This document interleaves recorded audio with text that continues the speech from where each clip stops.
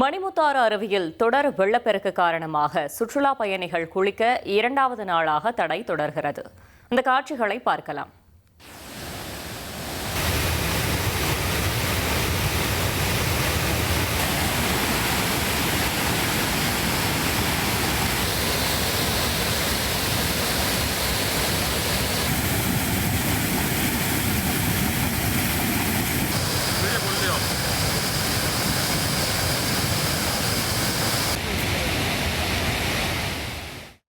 மேற்கு தொடர்ச்சி மலைப்பகுதிகளில் தொடர்ந்து பெய்து வரும் மழையால் மணிமுத்தாறு அருவியில் நீர்வரத்து அதிகரித்துள்ளது.